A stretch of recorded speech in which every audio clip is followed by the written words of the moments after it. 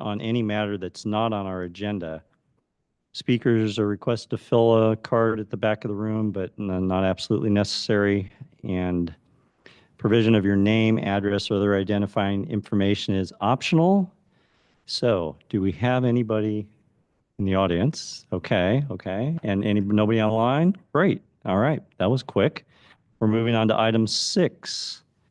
6A, San Mateo County Transportation Authority. Now I know who you are and why you did in that public comment. You have item 6A. So we'll hear about mid-county multimodal strategies and Active 101 plans. Thank you. Through the chair. Oh, okay, Mr. Wong? No, normally when we work with the San Mateo County Transportation Authority, SMTA, it's usually we're showing you a grant application or we're telling you that there's grant applications available. So they have their own programs. And so tonight, because you guys are the ones that are definitely part of the city that's affiliated and focused on traffic and transportation projects, we're going to have a little presentation from Ms. Sue Ellen Atkinson of this TA, and I will let her take it away. How do I turn this one on? All right, we'll go with that. Is it on? Yeah. Good evening, everyone. Sue Ellen Atkinson. I'm the Manager of Planning and Fund Management at the San Mateo County Transportation Authority. And tonight we're here to give you an update on 2 of the projects that we're working on that involve Burlingame currently, the Mid-County Multimodal Strategy and the US 101 San Mateo County Crossings Improvement Plan, or Active 101. Is the presentation up? Okay.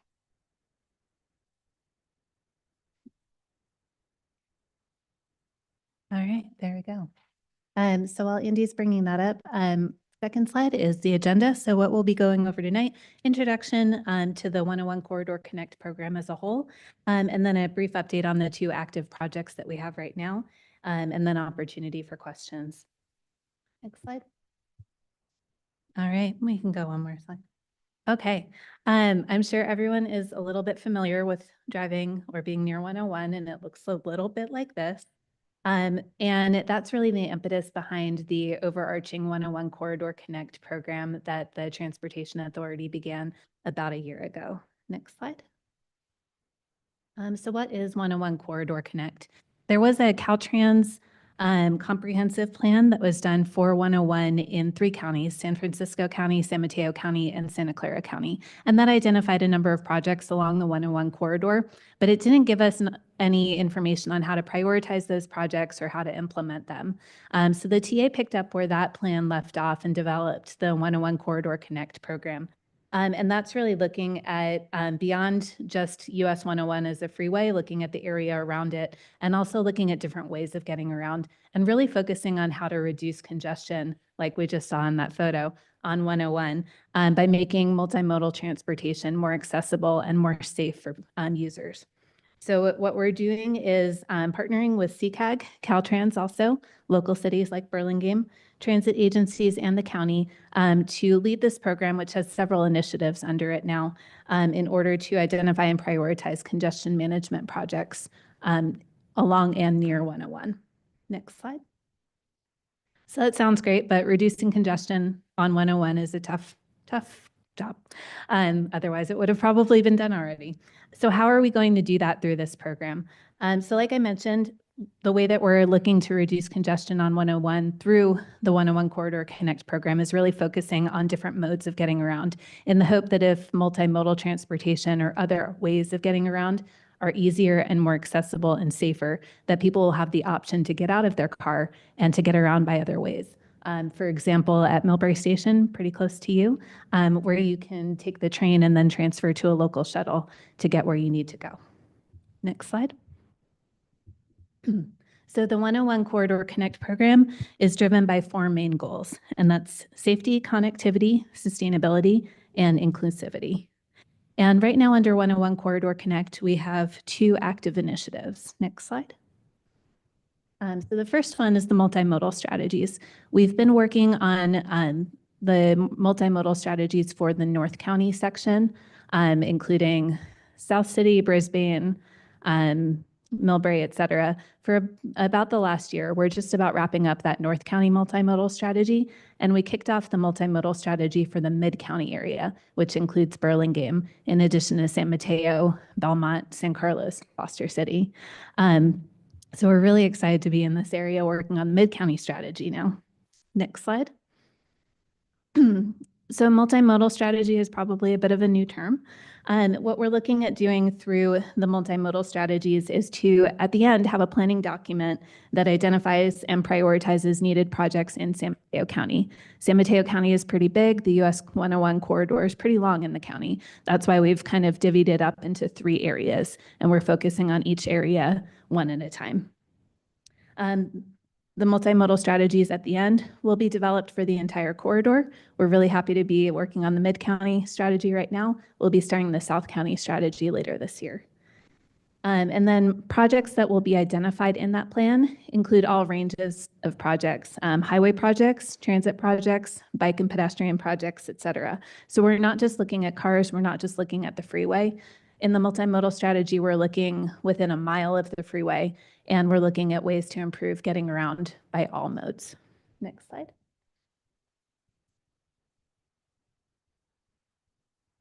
All right, so how are we doing this? First, we're identifying projects and we're evaluating those projects. So this is work that we did in fall 2024, and we've coordinated with your city staff on these. We're not looking to reinvent the wheel. We're not creating new projects. What we've done is we've looked at adopted plans from your city, from other cities in the Mid-County area, and from the state and from MTC, which is our regional planning organization, to identify projects within 1 mile of the freeway that have to do with multimodal transportation and that have the ability to reduce congestion on 101. And then we took those projects and we prioritized them based on those 4 goals of the 101 Corridor Connect program: safety, connectivity, sustainability, and inclusivity. Next slide. So now we're moving on to part 2, which is where we are right now. And that gives us the ability to prioritize all of the projects in order and deliver those projects. So we met recently with our Mid-County working group, including your staff, and we went through the draft prioritization methodology this week to walk through how we're proposing to prioritize those projects in Mid-County. At the end of the day, we'll come out with a list of about 20 projects that are the top priority for Mid-County, and those will go into the 101 Corridor Connect program as top projects, prioritized projects rather. And then we'll move into delivery, which for this plan means identifying how to implement those projects. It doesn't mean that they're guaranteed funding, but it gives us the ability to explain the story of how they're significant within the county and help staff to identify funding opportunities for those projects, as well as to allow the TA to strategize on what projects we can fund and we can move forward next. Next slide. So as I mentioned, we're working in Mid-County right now, and we're expecting to be done with the Mid-County multimodal strategy later this year. Next slide. In addition to identifying all of the projects and doing the initial prioritization, we also did an extensive community engagement effort this fall. Part of that community engagement effort included pop-up events like you see here, where the community had opportunity to weigh in on what was most important to them in terms of transportation on and near 101, and that helps us to prioritize those projects as mentioned. We also did a website. We had that same activity that was available at the pop-up events available online as a survey and with a map feature. We did presentations to stakeholders. New in this Mid-County strategy, we also added bus signs at our bus stops so that we were able to get information directly from bus riders within the Mid-County area. That was something that we hadn't done in the North County strategy and that we added for Mid-County because we saw that feedback was needed. And then we also have a Mid-County technical working group that includes staff from all of the jurisdictions in the Mid-County area. Next slide. All right, so right now we are in the time when we are prioritizing the list of projects that will be included in the strategy and identifying those priority projects. So we will be working with your staff moving forward to finalize that prioritization. Next slide. All right, our second strategy, or second initiative, I'm sorry, under the 101 Corridor Connect program is the US 101 San Mateo County Crossing Improvements Plan. And that's a really long title, so we shortened it to Active 101. Next slide. Feel bad we're picking on Redwood City just a little bit, this photo. So we mentioned 101 runs throughout the entire county. It connects the county in many ways, but it can also serve as a barrier. So like you can see here in this photo, traveling east-west under the freeway, it's easy if you're in a car. If you're looking to bike, walk, or roll, there's not really any facilities for you to do so. Next slide. So that's where the Active 101 initiative under the 101 Corridor Connect program comes in. This project is funded by a Caltrans Sustainable Communities grant, and it's focused on developing active transportation crossings and corridors near 101 and across 101. For this project, we're looking a little more closely to the 101 corridor, so within a quarter mile. Next slide. Preaching to the choir, I'm sure, but by active transportation, we mean getting around by foot, by bike, rolling, or by scooter, or something similar. Next slide. So under the Active 101 project, we are looking to identify projects that can enhance and provide safer and more accessible crossings of US 101 and travel along 101. And those projects are going to range in size from very small projects like a high visibility crosswalk to larger projects like bike lanes or bike and pedestrian crossings of the freeway. Next slide. And why are we really focusing on active transportation for this project? Through analysis for another one of our projects, we found out that 56% of trips within San Mateo County are less than 3 miles. And that 3-mile threshold is really significant because trips that are under about a mile are ones that can usually be done by foot. Trips up to 3 miles can usually be done by rolling or by biking. So if we're able to make trips that can be accomplished by walking, biking, and rolling more accessible, we have the ability to transfer a good number of trips possibly from cars to other modes. Next slide. So in this project, again, we're not reinventing the wheel. We've identified projects in locally adopted plans that are within a quarter mile of the freeway and that focus on active transportation improvements. So all in all, we identified about 148 projects from various plans, including your city's adopted plans. Next slide. Having those projects identified, we next went out and did community and stakeholder engagement also this fall. I hope that some of you were able to see us out and about in the community this fall. For Active 101, we also had a project website, but we had a little bit of a different tool that we were having the community engage in. And that was where they were really voting on identifying where their needs and their concerns were. In our online tool, they got 10 points, and they were able to allocate those to areas where they felt they had concerns or issues in terms of active transportation access. We also did pop-up events, and we had a similar activity at those events as well. For this project, we also had a video available on our website to walk people through the project and to give them the background needed to do that activity online, and that was available in several languages. Next slide. So where are we now, and how are we going to get to prioritize projects? So first we took those 150 projects that we found, and we prioritized those based, again, on the program goals. Next slide. Then from the community feedback that we received this fall, we created hotspots based on where people shared that they had concerns or issues related to active transportation, and we overlaid that with the priority projects. Next slide. And then it's a little hard to see, but that black line is where we connected together priority projects and those areas of concern to create a proposed countywide north-south mobility corridor. And that's where we're at right now, is sharing that corridor with the public and asking for feedback. So what you'll notice is that north-south corridor is not a straight line. It's not intended to be. What we're trying to do is really focus and prioritize on crossings and on creating that accessibility along the 101 corridor. Next slide. Since that photo is not really that user-friendly, what we wanted to do in going out to the community was to create a user-friendly tool that was easy to follow, to tell the story of Active 101 and to get feedback on that proposed north-south corridor. So we've created a story map that's now live on our website. And when you go through it, it tells you the background, how the projects were identified, what community engagement we did and what we were hearing, and how that north-south corridor was developed. And then it gives the opportunity on that same story map, you just keep scrolling down the page, to provide feedback in the North County segment, the Mid-County segment, and or the South County segment, wherever one has feedback. And by the way, at the bottom, there's an opportunity to enter an email to win a $250 grocery gift card, just as a little incentive to keep going. So that story map, again, is live on our website, and that's what we're going back out to the community right now to ask for some feedback on. Next slide. So how to participate. I believe you'll have the slides before or after the meeting today. So we encourage you to browse the story map and share feedback in whatever segment of the county you feel comfortable through the Provide Your Input tab.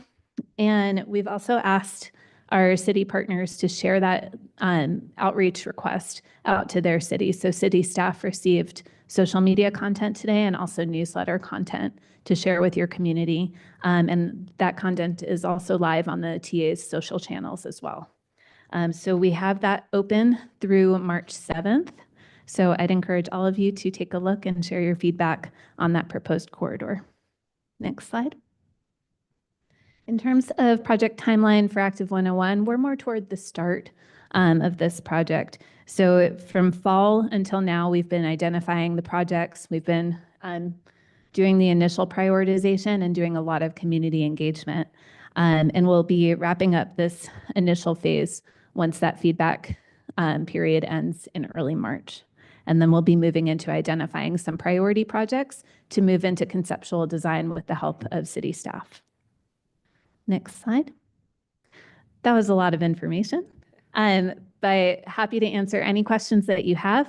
Some of the questions that we've teed up for you are asking, what are the most pressing transportation needs near 101 that you hear in your community? And then secondly, our favorite question, if you had a magic wand for anything, to fix anything for people walking, biking, and rolling near 101, what would it be? Next slide. That concludes my presentation. I'm available for any questions. I also have Patrick Gilster, who's Director of Planning and Fund Management with me tonight, and he can fill in any questions I can't answer. All right. Thank you, Ms. Atkinson. Appreciate it. So we want to proceed with questions and comments and feedback. Is that how you'd like to take this? If you're okay. Yeah. All right. All right. Very good. So commissioners, who wants to start?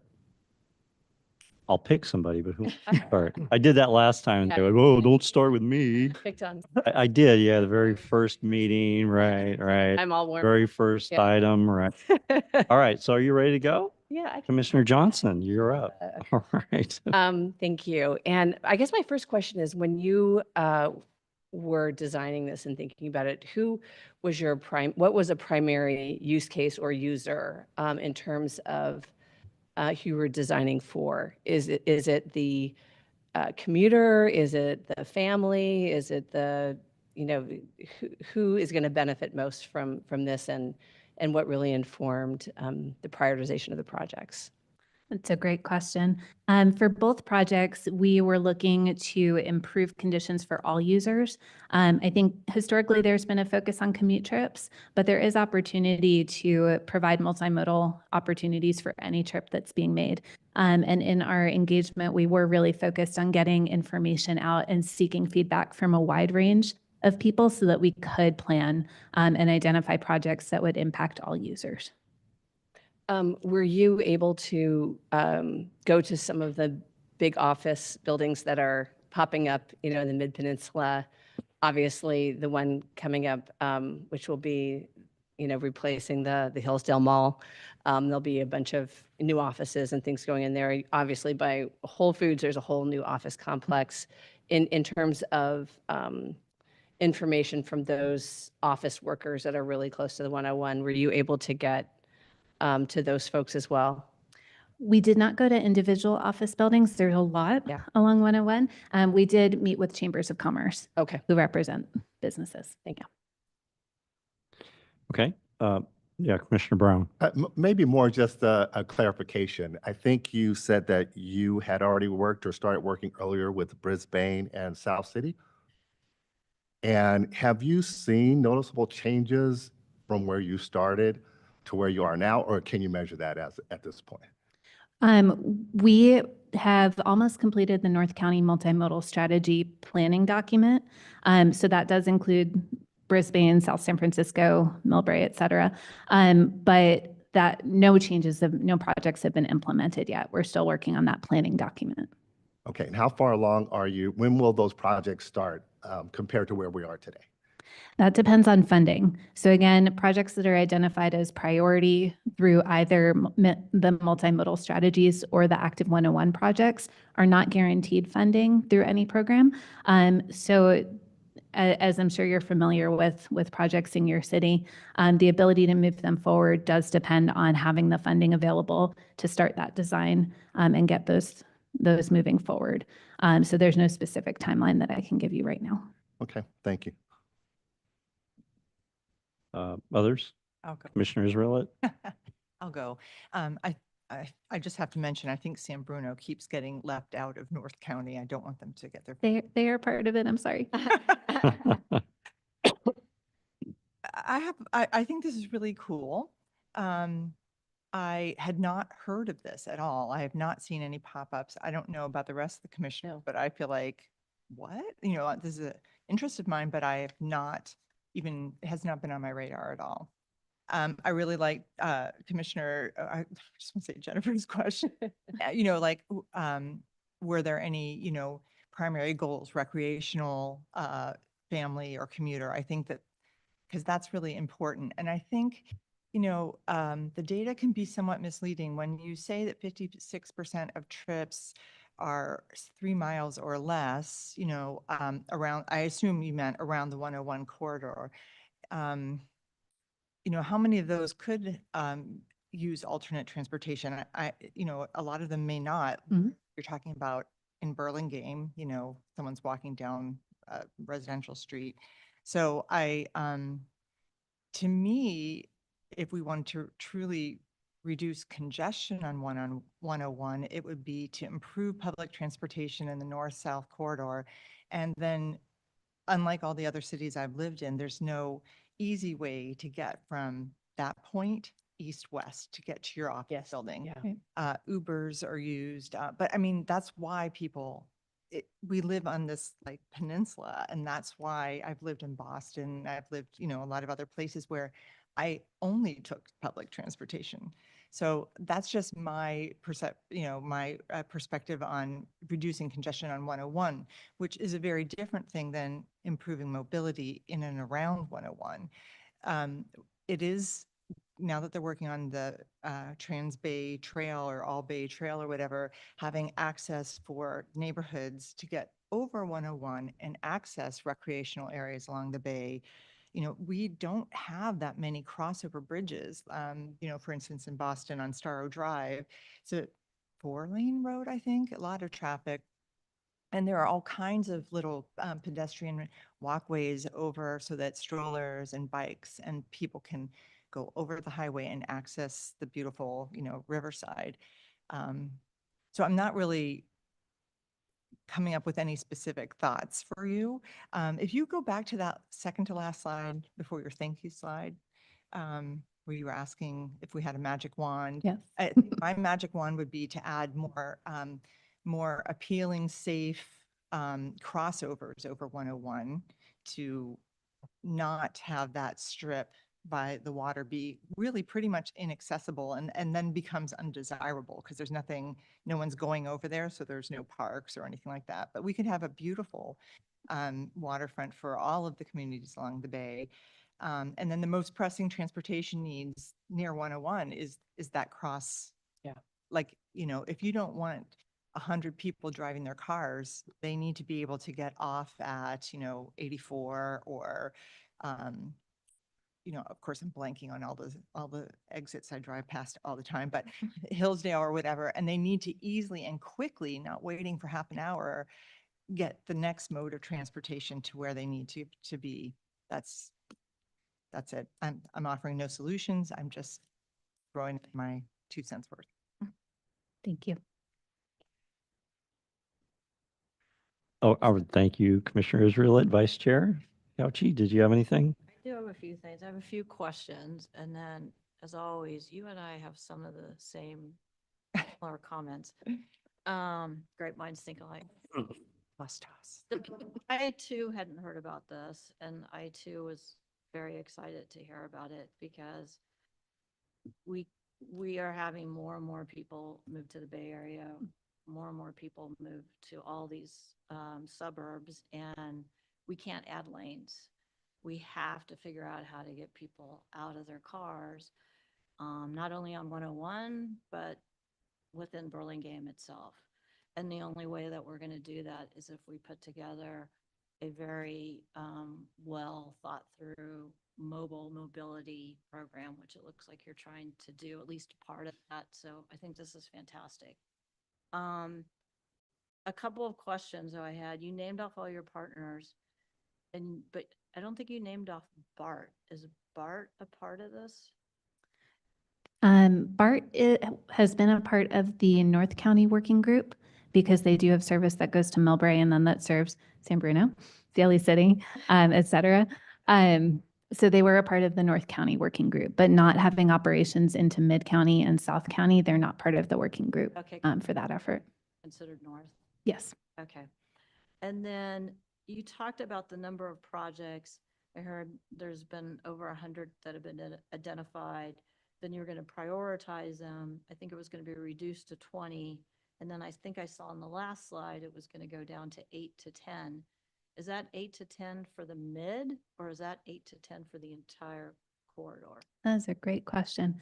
We started off with about 150 total projects near 101 because all of our cities are doing an incredible job of doing plans that identify these improvements.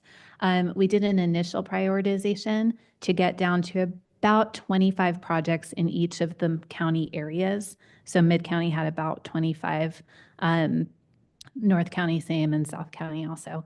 And so the countywide corridor is drawn basically along a good number of those 75 higher priority projects throughout the county. Where you saw 8 to 10 is of all of the projects that comprise that corridor. And I didn't mention, in addition to that north-south corridor, we've also identified some additional key crossings that provide additional ability to access different areas of our community. So out of all of the projects that make up the corridor and those key crossings, we'll identify 8 to 10 that have not yet been started and take those into conceptual design with the help of local jurisdictions. So all of the projects that are on the corridor and those crossings are all going to be priority projects coming out of the Active 101 plan. But we will be selecting of those 8 to 10 to do those conceptual designs. So 8 to 10 is the entire corridor. No, the entire corridor is some subset of 75 projects. I don't have the exact count right now, but basically we drew that corridor along the priority projects where it overlapped with hotspots that were noted through community feedback. So that corridor is comprised of much more than 8 to 10 projects. But of all of those projects that make up the corridor, we're going to pick about 8 to move into conceptual design. So say I'm pulling a number out, like say there's 40 projects that make up the corridor. Those are all priority projects under Active 101, but we'll just be doing conceptual design for about 8 of them to help get them started.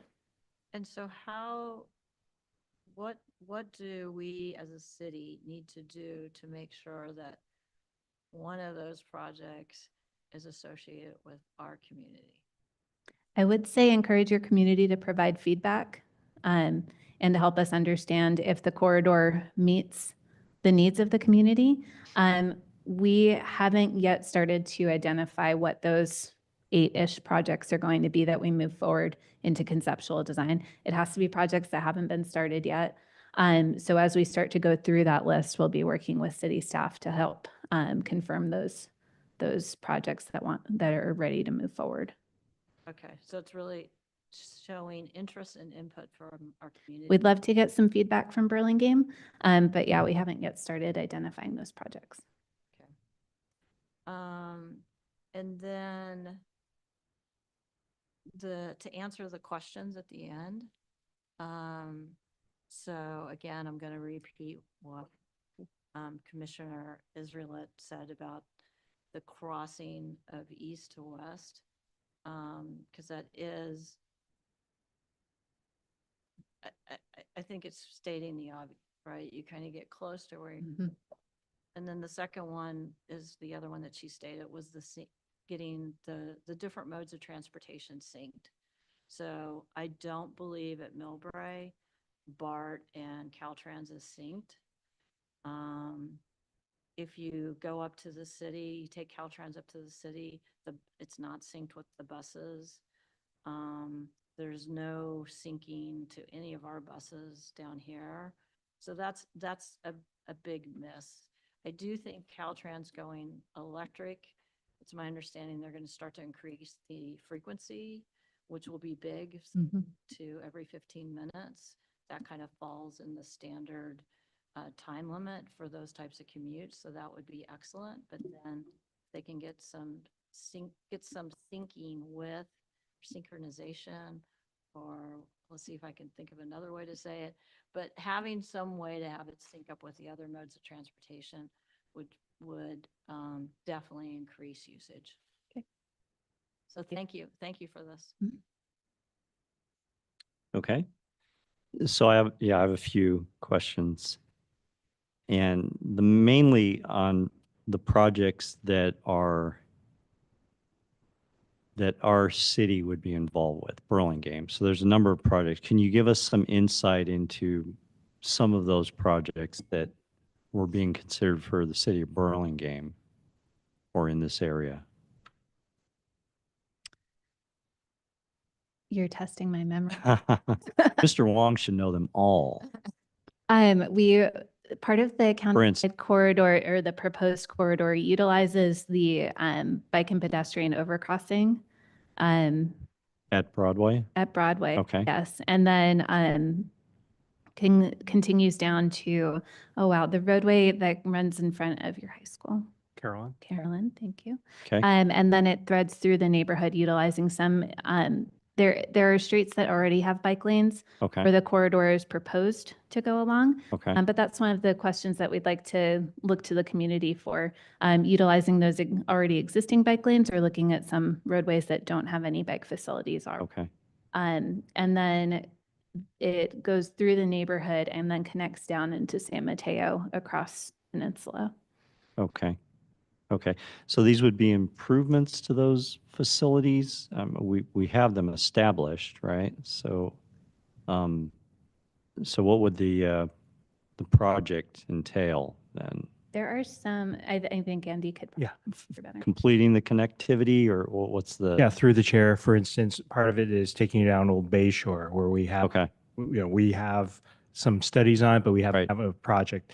Right. And then it's trying to, when we look as staff, when we looked at it, it's a lot of the low stress roadways. We're trying to get you down Right. Carolyn as opposed to other streets. California, we look, why wasn't it on there? But it's because you've got to cross back over the tracks to get towards Howard. So we're trying to keep it there. But yeah, some of them are established and then some of them aren't.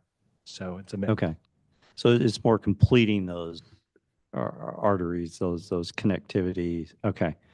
Okay, that makes sense. And then since you said Bay Trail, I wrote down Bay Trail.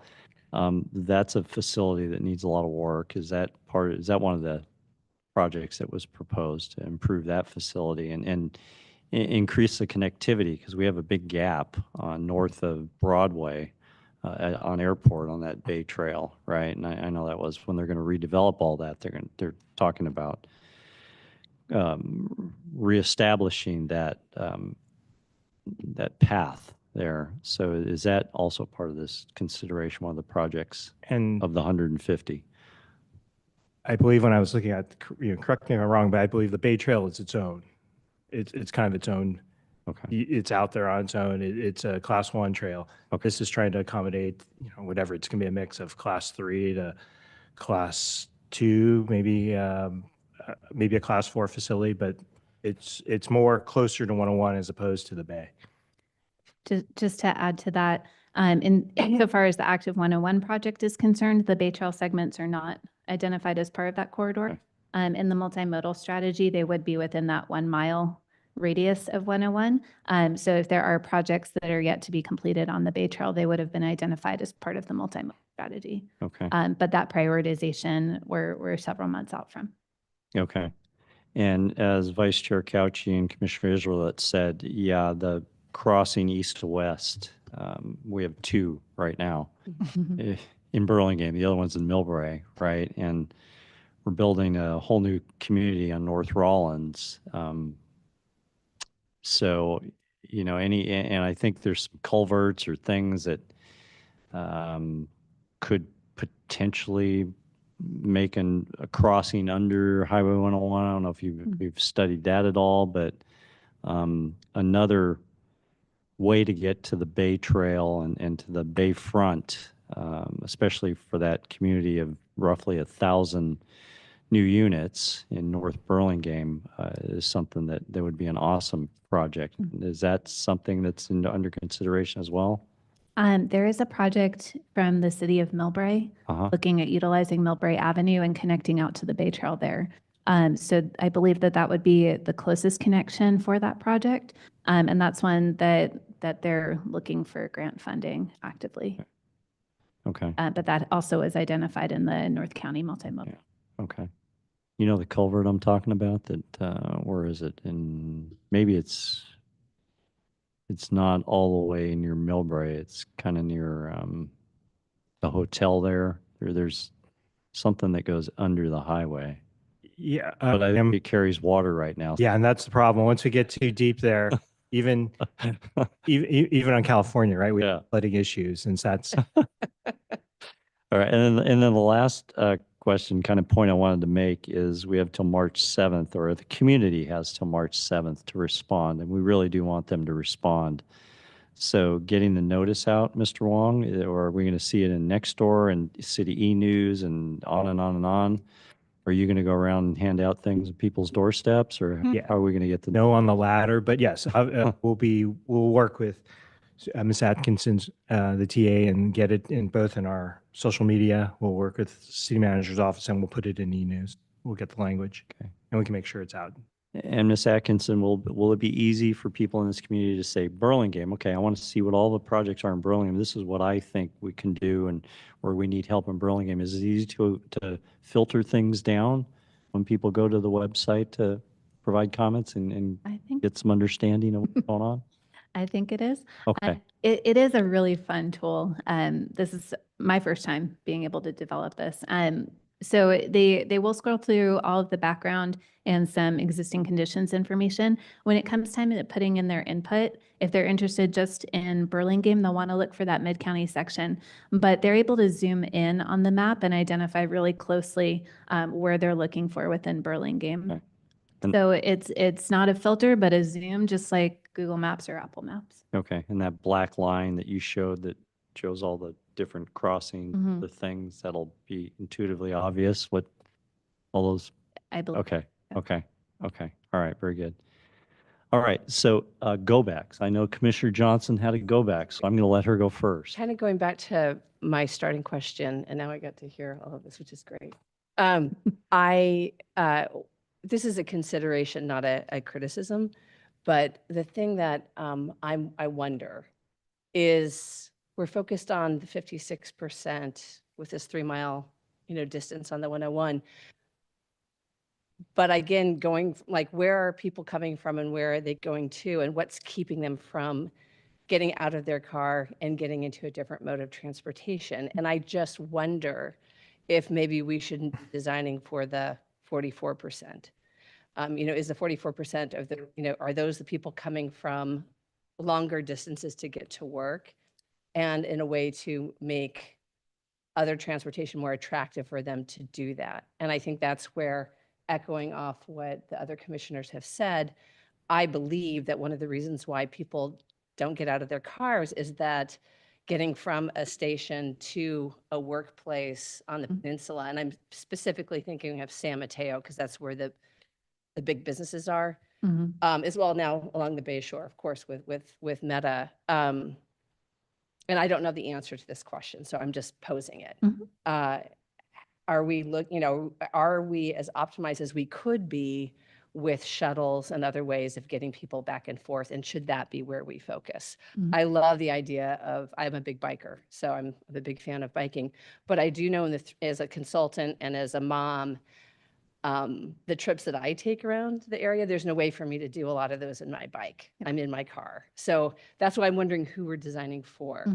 I would say that one other observation, in looking at your zones, there is huge connectivity between Millbrae and Burlingame, especially with all the new housing that is going up. And so I would want to make sure that there's some connective tissue between what's being done there along Millbrae Avenue, because I believe that one of the reasons that we have such a problem on Broadway is that people avoid going on Millbrae and choose to go to Broadway instead, because there's all sorts of issues over there with getting off that ramp and getting across to El Camino. So that's just an observation that as you're doing this design thinking, the inputs coming from that zone to this zone need to take into consideration that corridor. And then finally, to state it, because I should just state it out loud for public record, the biggest issue in Burlingame related to 101 and traffic is the Broadway grade separation and the safety there. And so I know that this is a different project, but I just, from a standpoint of time, dollars, effort, energy, I don't want to get too sidetracked with other things that takes the eyes off the biggest prize, which is making sure that we make that corridor safe. And I think in terms of reaching out to the community to get input, if we do this for this project and go out and shake the trees, and I can probably get a bunch of folks in a room to chat, I wouldn't want us to have egg on our face because we have sort of put the Broadway grade discussion aside. That needs to be considered in all of this as the biggest priority. You're here. Thank you, Commissioner Johnson. Any others? Any other go backs? Sure. May I? Willett, yeah, go ahead. And I'm just echoing and seconding. Well. Commissioner Johnson said is that, when we look at modality, and this is more philosophical, but when we look at those 56% of trips, I agree. Like, I only make those trips with my car because I cannot really make them on a bike or walking. I have groceries. I have, dry cleaning. I'm picking up kids with equipment in the old days. But so trying to force me out of my car to reduce congestion for those specific tasks is just probably not going to happen. But if we could make more people, the other 44%, if we could cut that in half and make commuting and recreational access easier along the 101 corridor, I think that's where we should really be focusing. Yeah.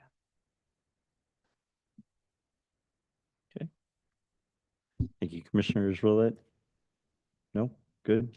All right. I think we're done. I appreciate very much your time, your study, the feedback, and we will share this as much as we possibly can with our community and provide you more feedback. But good luck, and we hope to hear status in the future, either through our traffic engineer or from yourself on how things are going. Thank you so much for having us tonight, and thank you to staff for setting it up. All right. Thank you, Ms. Atkinson. Oh. All right. Have a good evening. All right. Now we'll get to the exciting part, resurfacing. Ooh, laying down asphalt. Mr. Wong, I 6B, 2025 street resurfacing.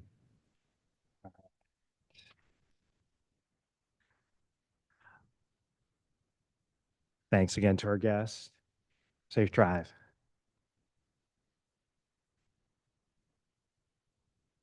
All right. Thank you, Chair Martos. And we do typically for the community, so they can have some feedback. We could obtain some feedback is every year we have an annual resurfacing project where much of the gas tax dollars are spent on resurfacing roads within Burlingame. We let the community know about the streets because it's time to put input. If there's an interest in putting in maybe a marked crosswalk, some bicycle improvements, we can look at it. We do obviously reference our bicycle master plan and see what's if there are projects associated with it that obviously this is the time to do it. But just to kind of give you an introduction on our whole how we get to where we are. So we get a lot of funding for our resurfacing projects from the state, and it's administered through the Metropolitan Transportation Commission. But in order to get some of those funds, they want a kind of a level playing field where they have a software that certifies and scores all our roadways. And we use that score to obviously pick the ones that are doing not as well to bring them up. I think our score is roughly in the mid 70s now, so which is pretty decent, especially within the county. But staff looks at, so every 2 years we get a new, there's a group that literally drives the entire city, a third party consultant that that is part of the Street Saver program. They drive the entire city, and so there's a score ranked. Every street is ranked. We go through that and we see what projects we might be doing or we have done. So we follow up, like if there's a utility project or one of our stormwater projects, they tear up the roadway, they put you've seen the trench that goes in. We follow up after to put new asphalt on that trench. And you'll see on some of these, if there's a bicycle facility project that we have upcoming, we want to be able to include that into this. So see over here, we talk about software. We are part of this, so we are certified. So we're part of it. You'll see some of the scores. So for this year, we have 14 segments. You can see the limit, the street, the limits, the amount of work we're doing, and the very last column is the score, the PCI, Pavement Condition Index. You'll see some of the streets that we recognize from recently. Occidental's on here. And then down on the bottom for some of the commissioners, South Rollins is on there. Occidental, we're further along on that project, so we know we're going to give it a clean slate. We're going to resurface that, and then we'll put in the improvements. It'll be coordination on that. And if you look down to the bottom of it, you see South Rollins is on there, where we also have an upcoming project on there. However, we're doing the dig outs here only, since we haven't decided, or the community hasn't decided what we're going to have as the ultimate project there. So dig outs, there's different types of, we typically resurface an asphalt, but sometimes if there's just a pocket of an issue of a base failure, we call it, like there's a section that's failing, we'll dig up that section and put in the new base material underneath and then put asphalt. So those are what the dig outs are. And so we'll go through that and that'll improve the roadway. And typically we come back after that and we put the asphalt over that. So the problem areas that were there, they shouldn't reoccur. So in those cases, Victoria, South Rollins, we're going to be doing select sections and then pulling it out. And then ultimately for South Rollins, when that project that we have that's coming through, ideally we do some sort of resurfacing on it to clean it up. So when the striping, it'll really pop out. And you will see it probably next month, but we look and trying to do maybe not resurfacing, but say like Murchison, Truesdale, Davis, where we have resurface on that. We'll do it something else. We'll put a coating on top of it. So it'll look like a new roadway and it'll seal it in so rain and other intrusions don't get in there. But it's not, it's less expensive, but it still maintains, it ups the PCI score, or at least holds it. But the trade-off is it's something that has to cure. So if you've seen some of it, you can't drive over for 4 hours or something while it cures. Whereas when we resurface, after they've laid it down, rolled it, they can open the street within an hour or two. Just to give you an idea of how the spread is of all those streets throughout the city. So we're not focusing on one area. We're trying to spread it out throughout the city while still trying to up our overall score throughout the city. If you look on the lists, there's some 40s and 50s that we're trying to bring up. And so our goal is to obtain any feedback from the community. This is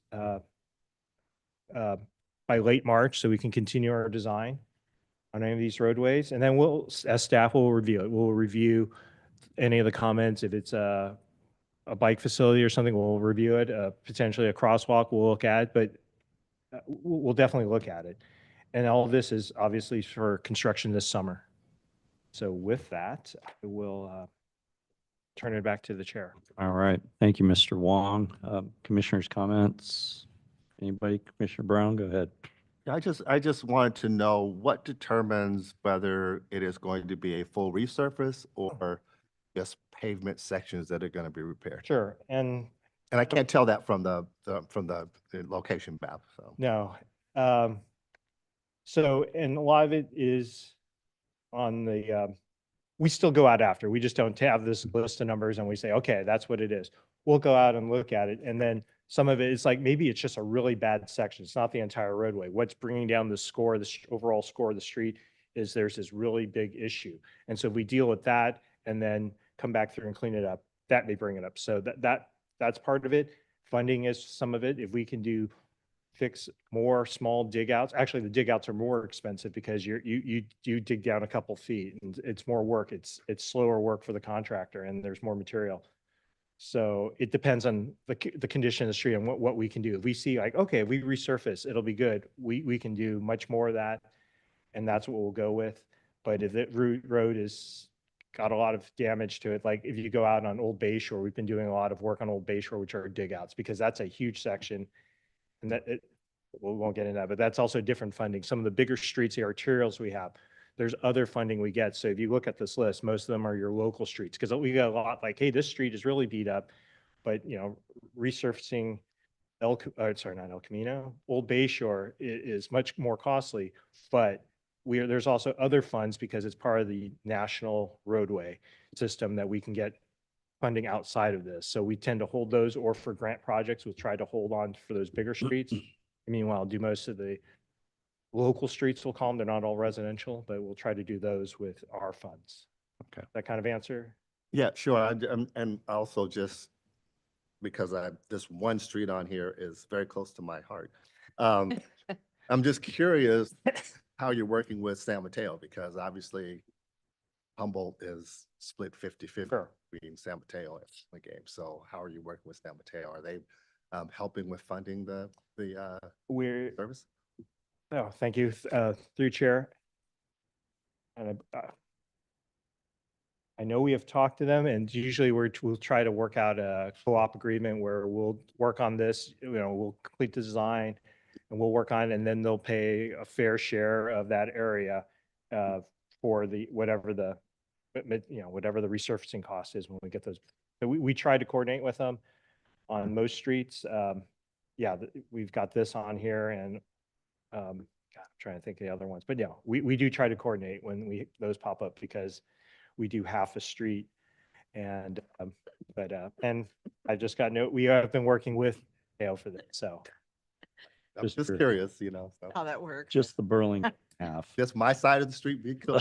I'm just kidding. Do half of it.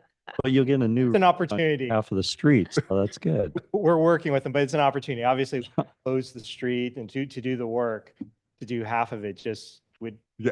infuriate, we'll say half the street, and we're No, thank you. I'm just curious. I'm adding a little levity here, but I understand.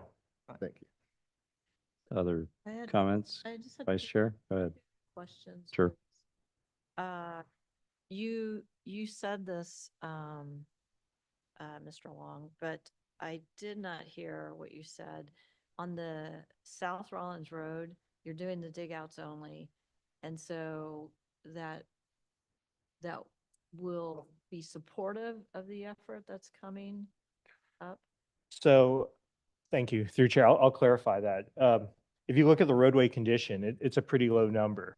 Yeah. And so the South Rollins project, when we finally, we hope to get it done sooner, Yeah. but we definitely won't get it done in time for this. So the goal is we stabilize the roadway first, the structural part, and then we come back through at maybe when we're ready, we can time it with the project, and maybe next year's resurfacing, you'll see South Rollins on there again.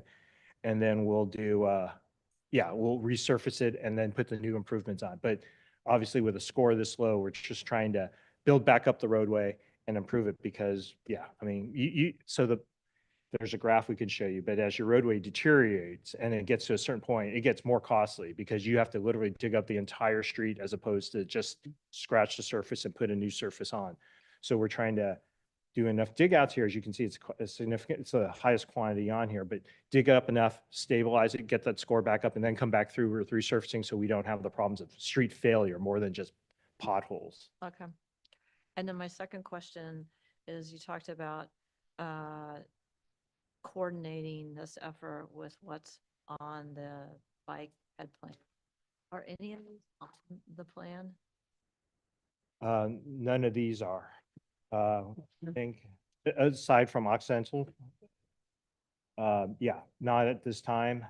We've done some that obviously have on there, but we're just trying to get, and some of those are bigger roadways or the busier ones that we're getting grant funding for, but for But these, These are on the, none of these are on here. okay, that was it.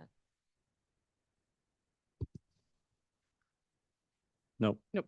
Okay, Mr. Wong, yeah, I do have some questions. So the 1 through 10, is this a scratch the surface and repave project?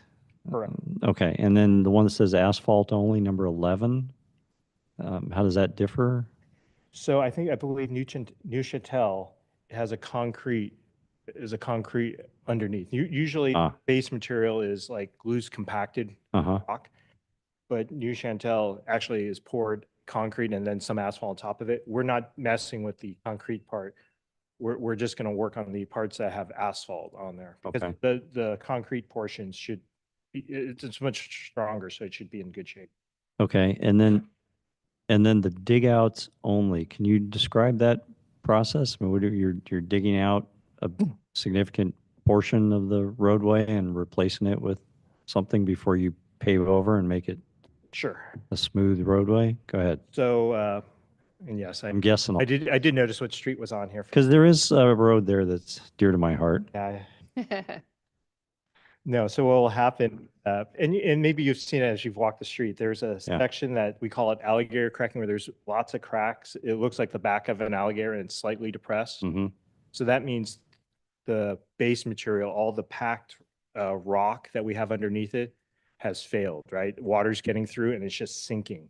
Okay. So what they do is they cut down, remove all that material, the asphalt and then the base material underneath, put in new material, pack it, and then you'll see the asphalt patch on top of it and then seal it. So that's what stabilizing it is. We're taking care of those bad areas. And when the project gets closer, you'll see your street. It'll look like, well, I'll say this, like, when you see the old movies, the hobo with a sewed up cap or something, you'll see patches all over your street. And sorry, I have no reason I had that reference. You make different colors of hobo? No, it's a Oh. cartoon. No, but you'll see it'll be Okay. all over, I know. different sizes, different Okay. shapes Okay. for your street. Okay. And then you'll see those markings and Okay. yeah, we've identified. So where it says dig outs, there's a number of those that they'll have to dig out and it'll look like a hobo's back. And until they come back and they pave over it and make it a nice street again. Is that correct? Is that the Correct. process? Okay. Correct. Okay. And then I was curious about the scores. So you scores range quite a bit, and I wrote high to low, so 46 to 74. When it gets up into the 70s, why is that a high priority road? I mean, you just explained, I'm looking at Victoria, that's a 72, but you explained why Occidental. it needs the work. But let's take like Occidental, it's a 74. As I mentioned, Occidental, some of the we had grant funding. Yeah. Right, that's taking care of some of it. But what you don't see on here is before the traffic calming project that we have on there, Yeah. we did some pipeline work underneath, some water work. And so if you go out there, it's nicely paved, but there's a trench over there. So just because we're going to do this project and we usually follow up some of our trenching projects or utility projects with new asphalt to give you, because we don't expect to touch the street for a while. So once we've done all the work underneath, we put that nice cap on top. Okay. Okay, and these are like bid, right? We're bidding to get money um, to do this? Is this Sure. go to the county or the state or whatever and So we already have funding for this. The council's You have- approved it, yes. for all 14 items? Y- Well, so it's still a tentative list because as we get the bids in, Yep. we'll have to see where the actual bids Okay. fall. And so maybe some of the streets fall out. Maybe we have to, maybe sometimes we have the opportunity to do more. Okay, We'll identify some other streets that we have that might need dig outs or we can resurface. But okay, council's already approved this funding. okay. All right, all right. Well, that's good to know. And you said, This is roughly, sorry, I should have added, it's about $2.5 million. yeah, and you said the work would likely start in the summer of 2025, right? Okay, Correct me if I'm wrong, but I think Okay. that it's paid by gas tax. Through Chair, variety of sources, that's primarily a lot of it. Some of it, we have Measure A, Measure W funds, and then I think for this, we typically don't try to use general fund, but that may fall into it at times too, just depending on how much of how big of a project we want to do. okay. All right, any go backs? No? Hearing none. Okay, we'll move on to item 6C, TSP committees. All right. So we tabled a couple of things last time. We tabled the Commissioner's Manual, which you now have a copy of what we believe Mr. Wong threw away the old ones, or maybe just archived them in the back room somewhere. But we have what we believe is a working copy of our Commissioner's Reference Manual. This is the one that I was provided when I started a while ago, and actually this is the most up-to-date one.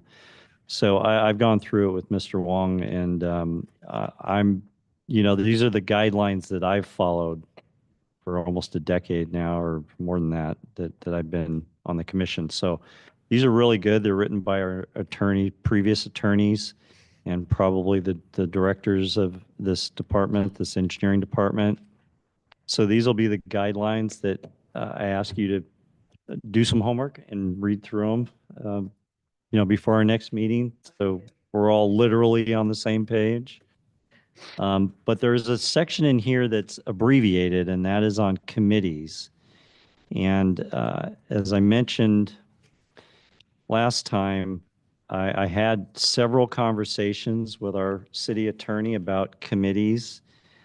Mr. Wong has done quite a bit of research on how do some of the other commissions handle committees, and he even researched on how does the council deal with committees, right? And so we want to be consistent with all of those. And so with that, all that research that was done, we have a handout here that identifies committees. And some of this came from previous work that we've done that a lot, Commissioner Israelite, when she was chair, worked with our previous city attorney, Scott Spansale, who helped out a lot to identify how do we handle committees.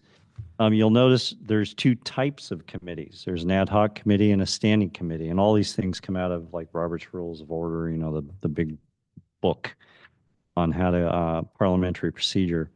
But there's two types of committees. Every committee that we have formed on this commission has been an ad hoc committee that we have formed. Now, that doesn't mean that there aren't standing committees.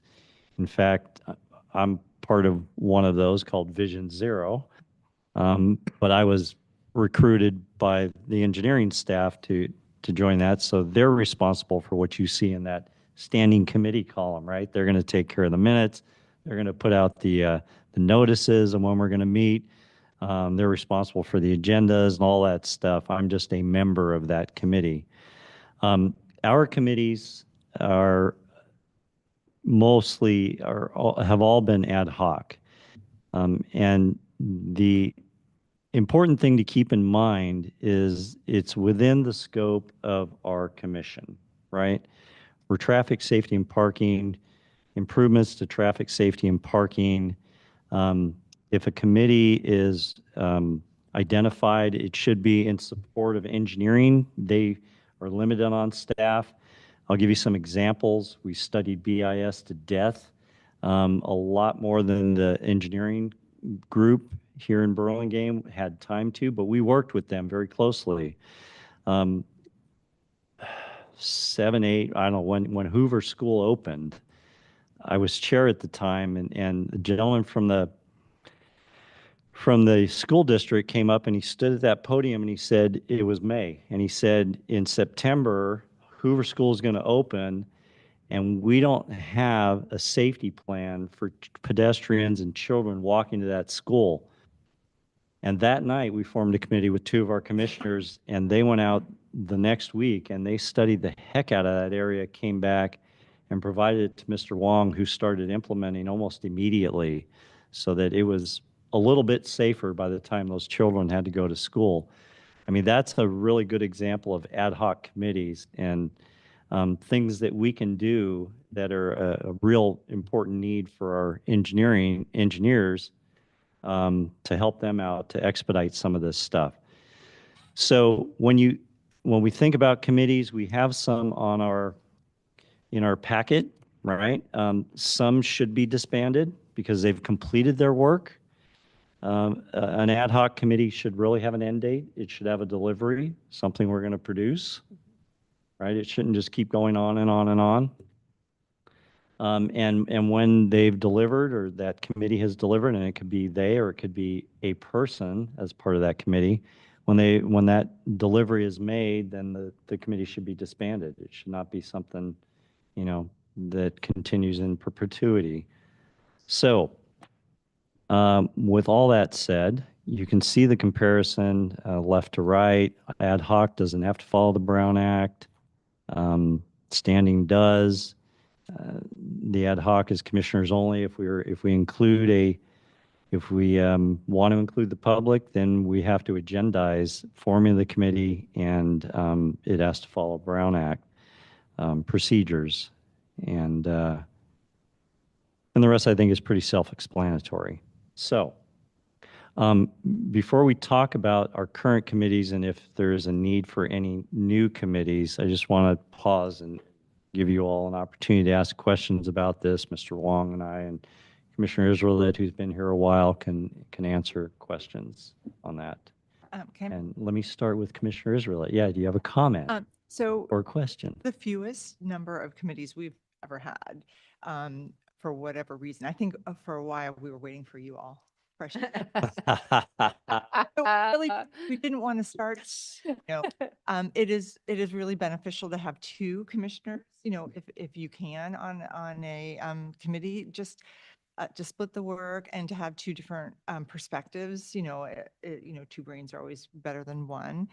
And as Chair Marto said, the ad hoc committees have a defined scope. It isn't just like, we want to make the Broadway district nicer. It has to be, pedestrian crossing, or there's a problem with parking. We need to find, parking solutions, or, something specific and concrete. But yeah, I think that was it. Yeah. Any questions? Yeah, this is Yeah. a great framework. Okay, good. Yeah. Good. We didn't have this before, so No. I really, I put a lot of pressure on Mr. Wong to come up with this so that we had some guidelines. What you see in the packet is what we had. Those were Yeah. the guidelines we had. And they're not bad, but they're little Committee rubric. things. Yeah. Any other questions on that? Okay. So what I'd like to do next, Commissioners, I'd like to look at our committees. Let me say, are there any public comments? We have none. Okay. Okay. So before we go on, so that's kind of the intro. I'm not going to skip to item 8 until we go through item 7. Okay, but that's the intro. But we'll revisit our current committees and we'll talk about, well, I guess, is this the time to maybe talk about new committees, or how do you want to do this? We're kind of out of sequence here before we go on to item 7. Should I wait till item 8 and we'll disband what we think is done and we'll talk about if we need any new ones, or do you want to do that now? Through chair. Yeah. I mean, we can go ahead and do it now because Okay, before you disband, you may. okay. Yeah, I have the opportunity now to set up some under item 7D. You just set up some committees and then we'll go through the ones under 8 where we have the committee reports and we could, well, disband them then, or I guess we could disband them under D and not go over committee report. Oh, goodness. Let's just go ahead and create the committees and disband them under item 7D. Right now, before Yeah. we do item 7. 7, you mean item? Item, Oh, God, jumping. police department. Jumping. Yeah, let's do it under item 6 before we get to, Okay. we'll just, Where's the engineer's report, by the way? we do not have one. Ah, We gave a lengthy one and we didn't have any new update. okay, okay. All right, so you want to do committees now? Please. All right, all right. All right, so why don't we start with, and I apologize, Sergeant, we'll get to you. You're being very patient.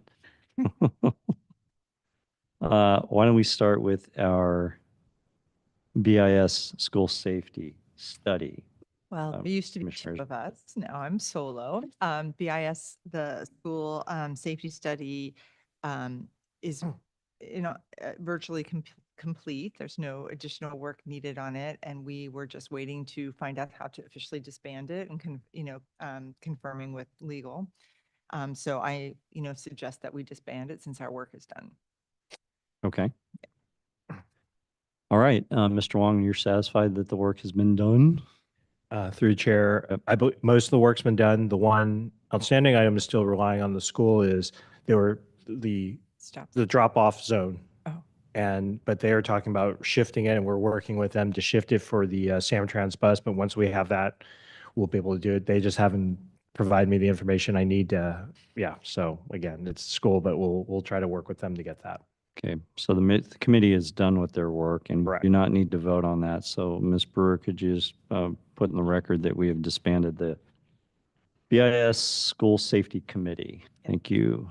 All right, so we have a Hillside Drive Safety and Traffic Calming. Oh, And me too. Commissioner Israel, And I it also, was either like Partner. you or me. Oh, no, but Commissioner, Vice Chair Couchy has committee as well. Yeah. All right, so where are we with that? still very active. Okay, We need to actually, we have discussed it, identified problems, met once with the public for public comment, but we still are only 25% of the way through. okay, okay. All right, so that's still an active committee. Commissioner Couchy, you have key performance indicators? Oh, and if anybody, Oh. it's a really fun, when we get Oh, I live in the area. all right, I'd be all right. happy to Thank thank you. join you, unless there's somebody else who. No, but I think that's a good idea to, we talked So- about parent. that it's good to have 2 Mhm. commissions. Yeah. So Yeah. If If it pleases you, I would be happy to join your committee. It really pleases me. All right. Thank you. Well, and I approve, unless Commissioner Brown or Commissioner Couchy, are you interested? Chomping at the bit. I'm chomping, but not at the bit, so Oh, okay. All right. I think, Commissioner. All right. All right. Commissioner Johnson, I approve, so we'll add Commissioner Johnson to the Hillside Safety and Traffic Calming. All right. And then Commissioner Couchy, key performance indicators. So that is still work in progress. Okay. And I would appreciate having another commissioner as well. Okay. And I saw a hand go up. Untold. Commissioner Absolutely Brown. volunteer to. Okay. you. All right. Okay. And All I'm right. not chomping at the bit. Not that I just speak, it's in. Nobody else? All right. So Commissioner Brown, Ms. Brewer, note Commissioner Brown is going to join Commissioner Couchy or Vice Chair Couchy on key performance indicators. And the scope is, yes? Just before we move away from this Yes, committee, yes. just curious, and you don't have to answer, I guess, but I'm just curious, like, how far along are you? Like, I said the Hillside committees, like, we're like 25% of the way through. Ah. Just curious. Good question. So I'm going to see where you think we are. So what we have done is, and you've heard me say this before, we've identified 3 metrics to focus on. One is around safety. And when I think we have kind of determined what we want to focus in as far as the metrics around that. The second one is around, once some work has been done a year later, reviewing the results of that work. And we need to identify one project. And I think we've agreed to look at California Street and the work that was done for the road diet. So we're pretty good there. And I would say identifying what we want to do is a significant amount of work. And now there is some more work that needs to be done to kind of refine what those numbers look like. But I think we're pretty close to having that complete. Awesome. The third metric is around the performance against the bike ped plan. And we're not really at a point where we have something to kind of, we don't have metrics, and we're not as far along. There's some more work that needs to be done there. Okay, cool. Thanks. Agreed? Agreed, right. Okay. We had lengthy discussion on that. Okay. So there is a, do we want to call it a commission? It's not our commission. It's a commission or a committee, sorry. It's a committee that I was recruited for. So are we going to put that on here? I mean, it's already formed. Your director formed it, But I believe that's also, and I'll report out. you can report out, We but have meetings. So should we list it on here as well, just for reporting purposes? Yeah, vision. but that's also a council. It's a council committee, yeah. So, Mm. I mean, we definitely have places to report out on it. You also have items Yeah, we do. Commissioner 7D. comments, yeah, Commissioner and Chair communication. So it's the chair's discretion if you want to form it and have to report it, but I mean, you have the option under either one. So I prefer to report out on Chair or Commissioner's communications when there's only going to be a couple of Right. 3 meetings. So I don't think we need to create an agenda item in our committee reports for this committee, but when I do have information to share, I certainly will. So with that said, then I know coming up in the future, and I don't know when it's going to start, but there's the El Camino Real Yeah. redevelopment, whatever they're calling that, Cool. renewal. That'll be in the future. It's not here yet. Well, I think you said it would be starting in the summer. Okay. So I was actually going to, knowing that we were going to be discussing this, we created a committee to work on hand in hand on the El Camino Real update project, which is going to be massive with Caltrans and our city staff. And then it kept getting delayed and delayed. So we Yep. defuncted it. But, you know, if it's going to be restarting, are they still looking at summer, like June? That's what, I haven't heard any different, so that's still. And Too plan. early, do you think? I mean, like, we would want to talk about, like, making sure that detours are appropriate, because they were saying, well, we'll close this road and everyone will go down, North or South Rollins. And we're like, well, so are they going to be cutting through Lion Hogue to get back? Like, there was not really a complete plan weighing all the impacts it could have on the neighborhood. We can't really expect Caltrans to look at our little town with the same care that we may.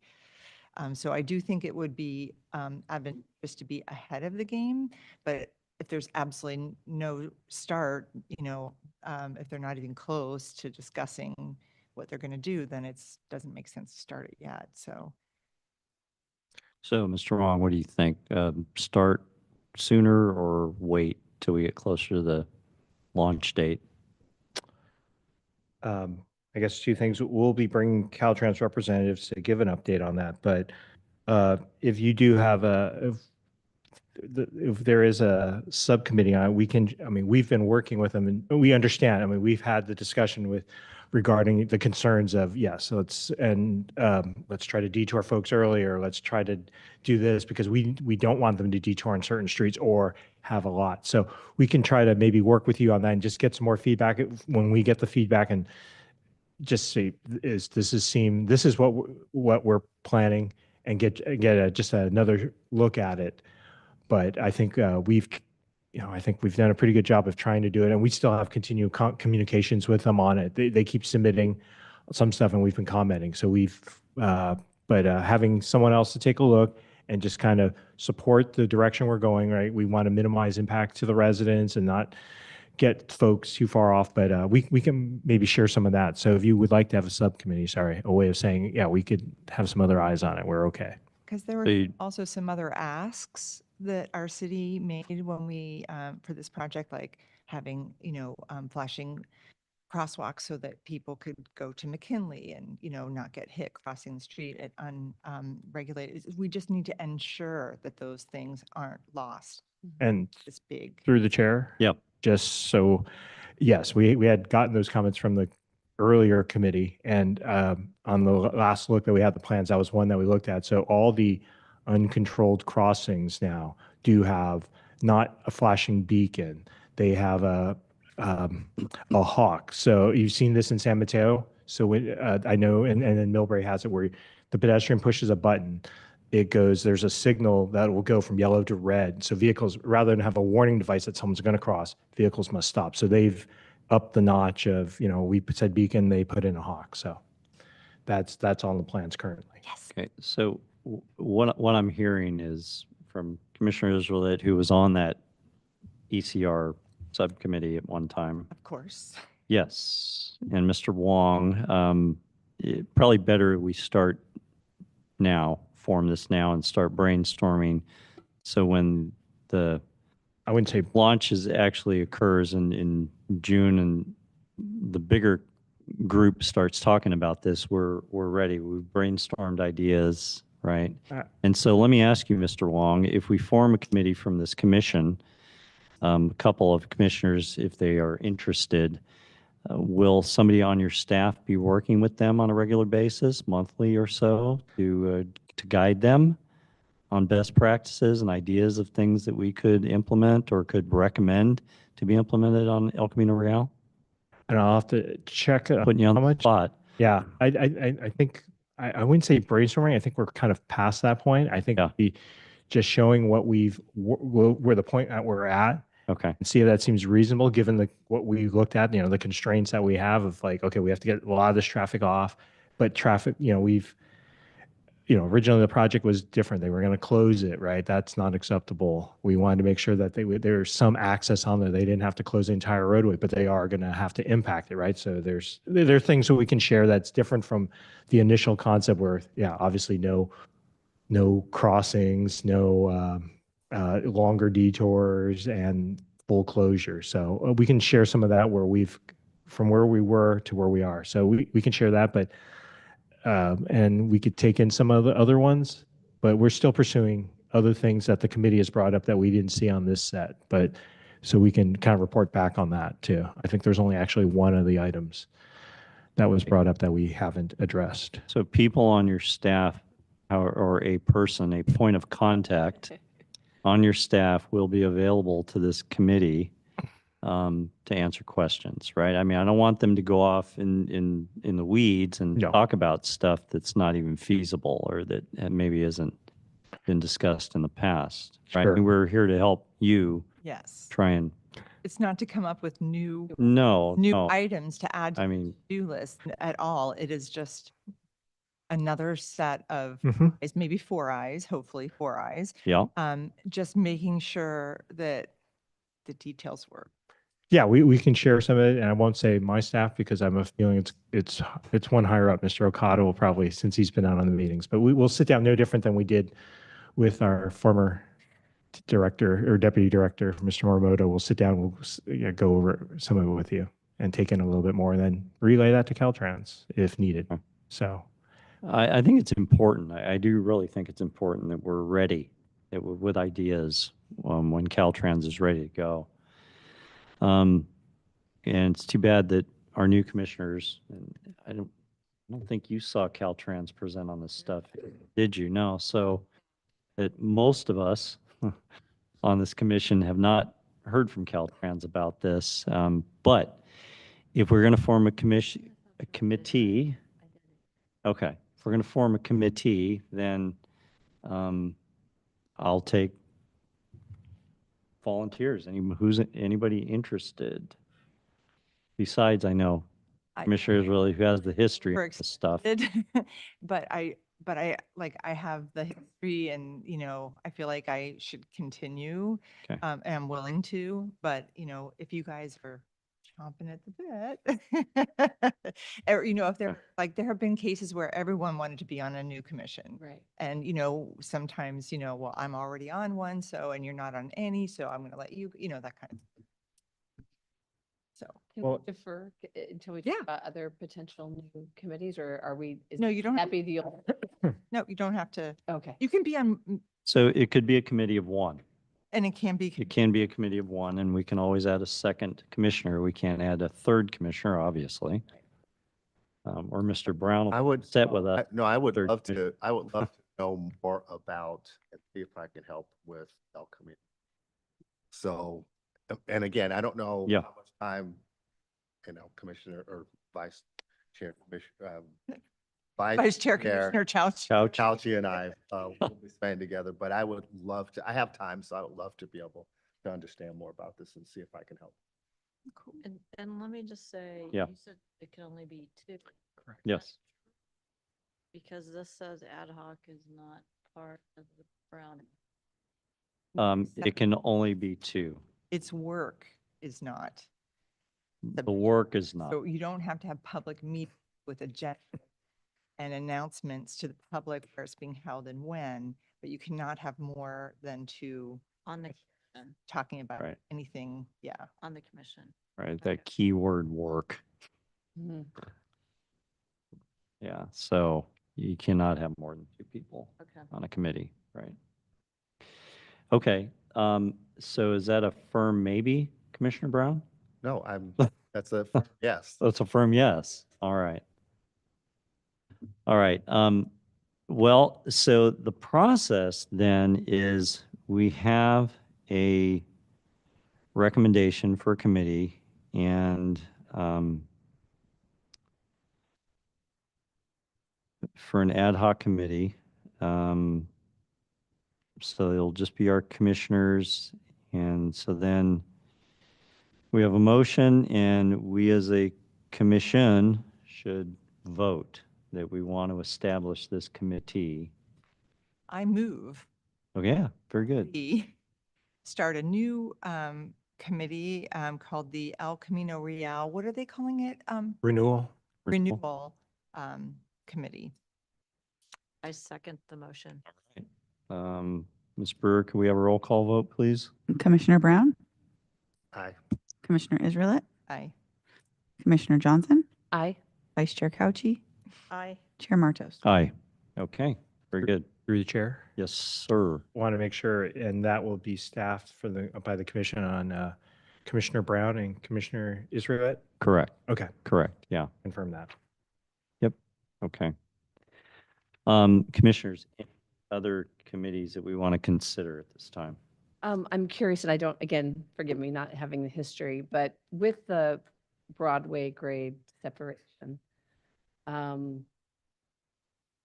I don't know what committees have been formed around that. I know it's a bit of a hairball from a funding perspective, and a lot of different players involved, some within our, most of outside of our control.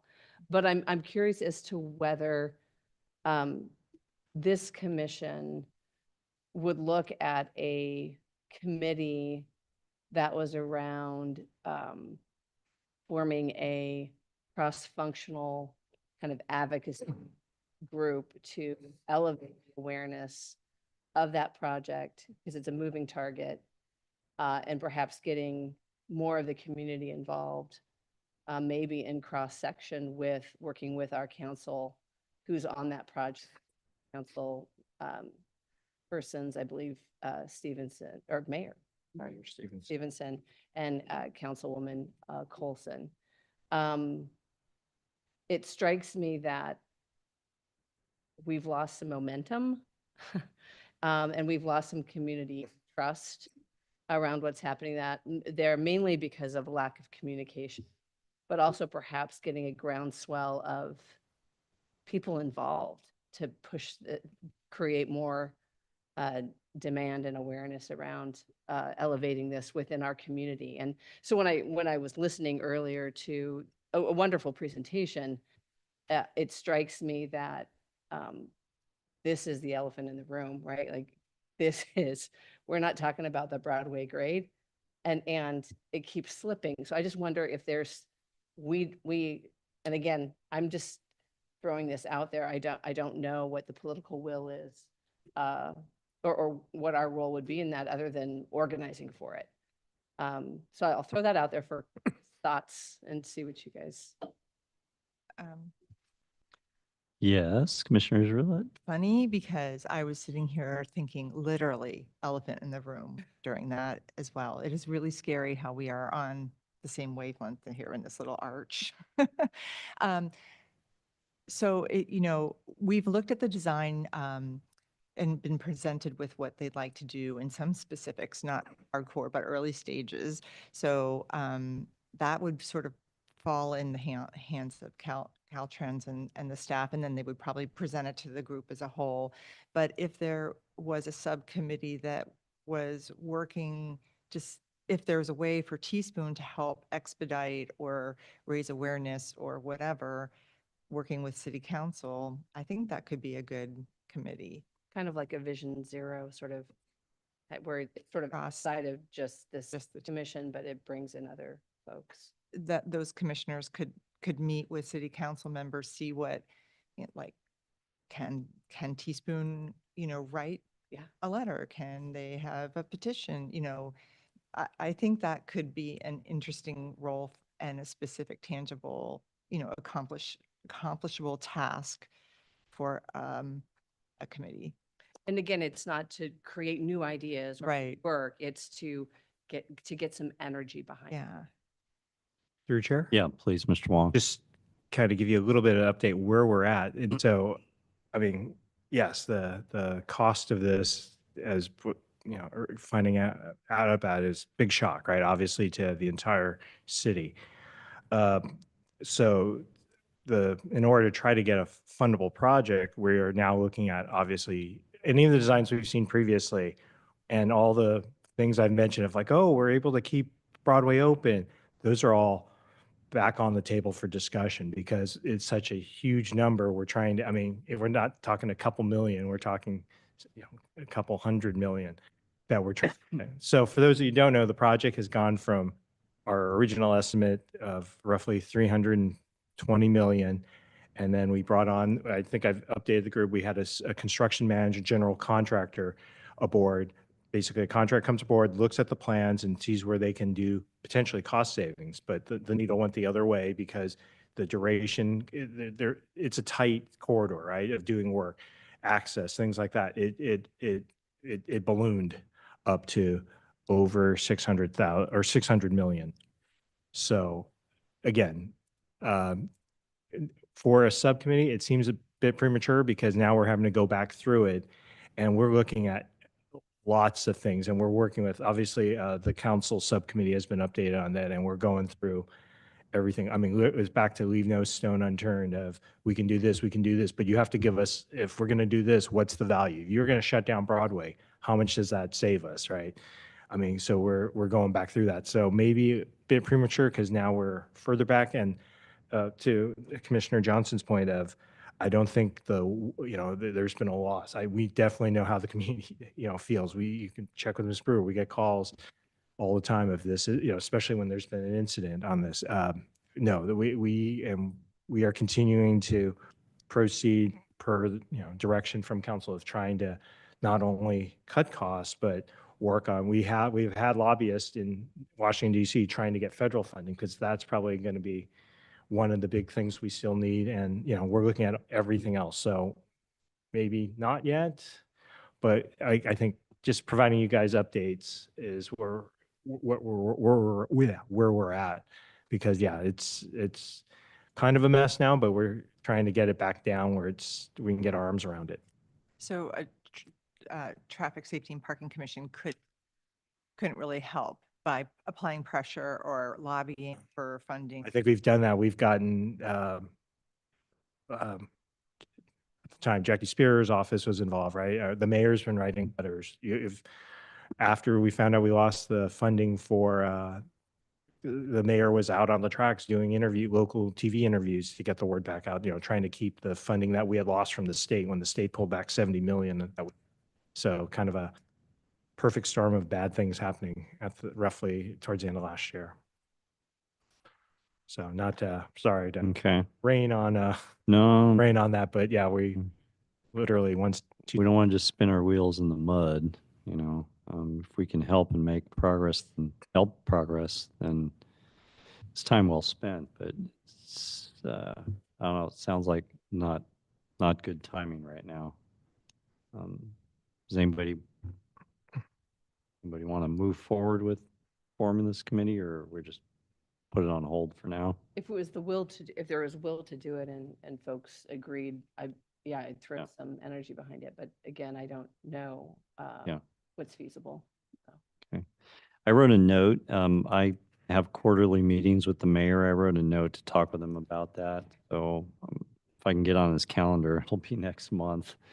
And that'll be something I'll talk with him about. So we can revisit this, Okay. see what his thoughts are. Okay? The other thing too, Yeah. Chair Martos, is that, committees can be started at any meeting as long as. Yes. Um, Yeah. Well, actually, do we even have to agendize it or can it be? No. ad hoc. No, if it's ad hoc. Yeah, so I mean, No. Sure. if in a month Yeah. they say, wow, that would really help. Yep. Could use some more energy, Yeah. some more. Like, Absolutely. Okay. Any others? No? All right, we're gonna have to wake up Sergeant Orloff over there. I think we're done with section 6. We're gonna move on to section 7. Let's see. Yes, section 7. Any public comments for the informational items? No public All comment. right, thank you, Ms. Brewer. So then we'll move on. Any community group updates? No. No. Okay, no walk, bike, Burlingame, nothing like that. Okay. All right, Sergeant Orloff, welcome. Thank you. It's good to be back. Good to be part of this process, albeit a small part, but nonetheless, part of the process. Been several years, so good to be back. Welcome back. Yeah. Thank you. Appreciate it. So for the month of January, I noted that there were 10 total collisions to report. However, in kind of going back through my notes here, in reality, there were 8. 2 of those 10 involved private property collisions. I think I noted them because there was one major injury collision in January, and that was private property.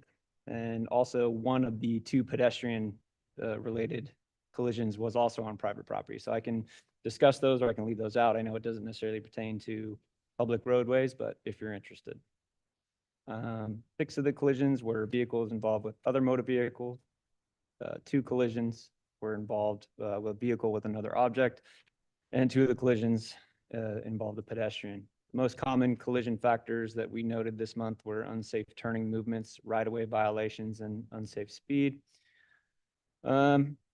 Case 89, which is at the top of that list there, and it was Carolyn and Morel. This was a vehicle pedestrian collision where a pedestrian was walking eastbound across the railroad tracks and attempted to cross the crosswalk there at Morel and Carolyn, while the motorist was driving their vehicle south on Carolyn, approaching that intersection at Morel. The motorist in the vehicle later reported that, it was a combination of the sun being in their eyes and they didn't see the pedestrian step out into the crosswalk, while the pedestrian stated that they were, out for a jog and they had their AirPods in and they weren't paying attention either. So it's kind of a combination of factors and didn't really look prior to entering into traffic. Ended up being that the pedestrian only suffered minor injuries. So we're thankful for that because oftentimes vehicle pedestrians don't end up with minor injuries. So we're happy about that. There was a vehicle versus vehicle involving a failure to yield turn violation at the infamous southbound El Camino at Floribunda. Hmm. A vehicle went against the no left turn sign onto eastbound Floribunda, and a vehicle traveling northbound in the number 2 lane obstructed view from traffic traveling northbound on El Camino in the number 1 lane, attempting to turn left where it is legal to do so. Didn't see, and they got into a collision there as well. I can discuss the private property ones if you like, or I can just leave those out if you're interested. Private property one So- that involved the pedestrian, I'm sorry? one of the private property ones involved. Yeah, it was, okay, so it was the Safeway parking lot. Yeah. Oh, yeah, I would, Crosswalk there, yeah. and a vehicle was traveling west towards El Camino in the parking lot, and the pedestrian was crossing in the crosswalk towards the parking lot, and the motorist did not see the pedestrian for whatever reason. I don't think it was clear in the report, I just didn't see the pedestrian. Sergeant, the crosswalk, is it a 4-way intersection, a 4-way stop, or at the other end where the stoplight is on El Camino? I think it's actually the crosswalk closest to Safeway, the building. It wasn't on the street. Crossing Howard? No, it wasn't It crossing. was in the, Oh, It's in the private parking lot. oh, in the parking lot. Yeah. Okay, okay, Yeah, so gotcha. it's Okay, completely private property. got it. The major injury collision, put it on here. Luckily, there was only one, but I don't believe this was even technically a major injury collision. It involved again, private property, the Valero station at Broadway and Rollins. A driver was getting gas there early in the morning, and then all of a sudden their vehicle just collided with the pole by the air pumps. There's like the posts that are in the ground, and a vehicle collided with it, and our officers got on scene, and the solo driver had lost consciousness, or was unconscious, I should say. And so in an abundance of caution, our officers investigated as a major injury collision, because that's one of the criteria for us for minor injury versus major is loss of consciousness, suturing, broken bones, et cetera. So that classifies as major. And so because the driver was unconscious, I thought maybe that the loss of consciousness was caused by the primary collision factor. So in abundance of caution, they investigated it and labeled it as a major injury. Through the lens of my 16 plus years of experience in kind of seeing what happened, because I had similar ones in my prior stint in traffic. If a motorist suffers a medical emergency and then a collision occurs and is unconscious, I don't believe it's classified as a major. I think that's what happened here, because the driver who we later interviewed had no recollection of what happened. I was like getting gas and I don't remember what happened. So, and there was no intoxicants or anything else on board. So that was. So I just figured I'd address that as well. But those were the highlights. I can take any other questions if you have them. I hate to say highlight to these. Yeah. Yeah. Yeah, Those- low light. Low lights. Those are Yeah, the circumstances. yeah. Commissioners, any questions? Just a common theme here is that these pedestrians that are being hit, the driver seems to be a common theme during the last several months. Okay, any other, Mr. Wong. anything else? Chomping at the bit. I do have something. Nobody else has anything. So I wanted to go back to the pedestrian at Morel and Carolyn. Mr. Wong, is that the crossing on the train tracks? And that's at Sure. were they crossing the train tracks? And there's a path there, right? Now, my question is, once they get to Caroline, is there a flashing beacon or something there to indicate that someone just came off the tracks and they want to cross Caroline? Go ahead. Thank you. Through your chair, exactly what I was thinking. I was just wondering, Oh. do we know if the See, great minds think beacon- alike. flashing The beacon circle. was pressed? I have the report here. Let me take a look. Okay. Yeah. There is a flashing, There is a flashing beacon. Okay. that's all. But someone needs to push. You have to press, and it's the warning device, right? It's not the one we talked about earlier where it has a yellow, red light for you Yeah. to stop. It just lets a driver know. Yeah. Very Yeah. right. That's why, I learned a lot it's been a long time since I've done these meetings, but I learned a lot from Sergeant Robertson. He always said, print out the reports and bring them just in case. And I do have I do have this. Guy like I do me is have- going to ask you a question. It's not that I don't take absolutely thorough notes, but the report sometimes is better. The pedestrian indicated that he pushed the pedestrian crosswalk on the west side of Carolyn and then entered however, without checking for oncoming vehicles. So Okay. yes, it was activated. Okay. Okay, all right. Okay. So the driver should have stopped whether the sun was in his eye, hurt their eyes or not, because the Well, flashing. they would have been aware, right? Again, it's Yeah. it's not a traffic control device. It's a warning device. So it just, if they saw it, yeah. Understood. But if the beacon was not flashing, then I would have, said, okay, the sun was in the driver's eyes, they didn't see it. But if the beacon's flashing, then I kind of have my doubts. Okay, but I want to make sure there was a beacon there. That was my point. Yes. Okay, All all right, Thank you. all right, all right. Anything else? Nope, nope, nope. Okay. Thank you. Excellent. Thank you, Sergeant Orloff. We will move on now. No engineers reports, so next month it'll be twice as long, right? Twice as detailed. All right, we'll move on to, we did committee reports. Darn, future agenda items, right? Am I reading that right? Right? Yes. Yeah. So we did committee reports kind of out of sequence there, but Mr. Wong, future agenda items next month? For sure. Thoughts? We haven't talked about, of course, but next month we'll be bringing back Truesdale, Murchison, Davis to kind of so we can get direction to finalize that. So hopefully we'll have, we'll do the outreach that they should expect folks from the community out here. But yeah, we'll go through that. And again, sorry for the new commissioners didn't get, but there was a preview where we showed just the commission, like what we were thinking of doing. So it'll be similar. It'll be those options that we showed. And then we can discuss others. And at some point, like I said, Caltrans, we're just trying to time that when they come and give an update. They've been planning to provide an update. And we were thinking maybe a little towards the summer, but we can try to get them in earlier too. But Just a little bit earlier, I think. and maybe we could have our subcommittee meet between now and then, and we'll share and before, actually, maybe within the next couple of weeks before we set our agenda and see if, the progress. I mean, maybe we could talk with yourself and Commissioner Brown to see if it, yeah, I mean, because I think there has been progress made, but how we want to share it.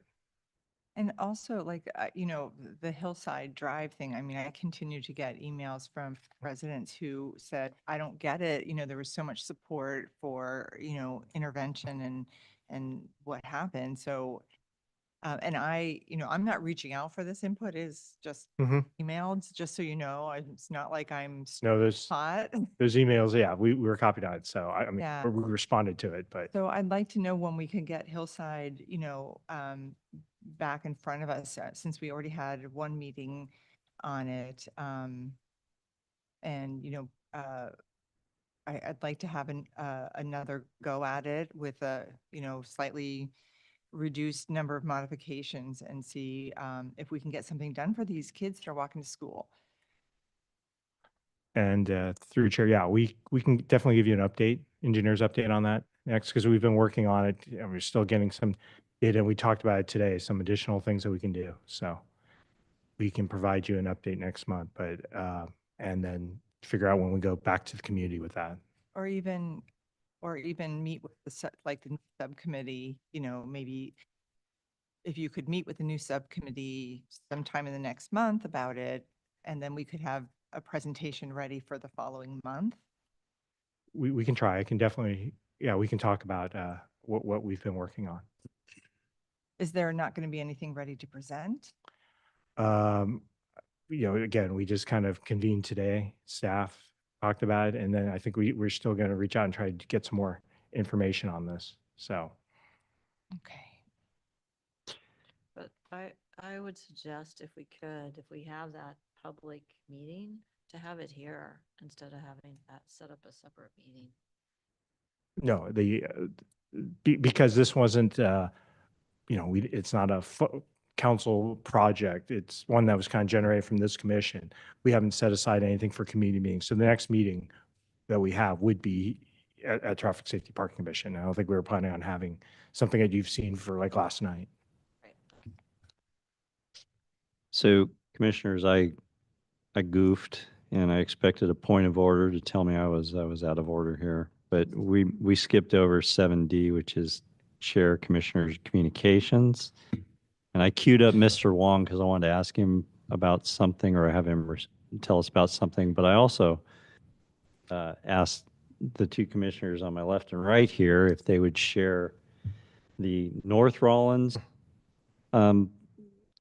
meeting that they had the other night and the South Rollins meeting that they had the other a week ago. So why don't we start with that? Well, that was first. Why don't we start with Vice Chair Couch? Can you tell us a little about the meeting that was held about South Rollins traffic calming, I think? Yeah, so I think it was held 2 weeks ago. The meeting had very good attendance. There was quite a few individuals from the neighborhood who were very engaged and interested in what changes were going to take place. The consulting firm did a 30-minute, 30-minute presentation where they went through and stated kind of what the need was and what the speed that they're seeing on Rollins Road. And then they educated everyone on what are the different ways to do traffic calming. So they went through, I think, 5 different ways that it can be implemented and where the different approaches served best and why. Then they had everyone break out into, they actually let people ask questions. There were quite a few questions that were asked. And Vice Mayor Brownrigg was there and stood up and talked to everyone and really talked about the importance of community involvement as well as creating pedestrian safety with the 2 fatalities that we've had. So then everyone broke out into groups to look at the different plans and different options that were there, and were able to ask questions and comment to the consulting group.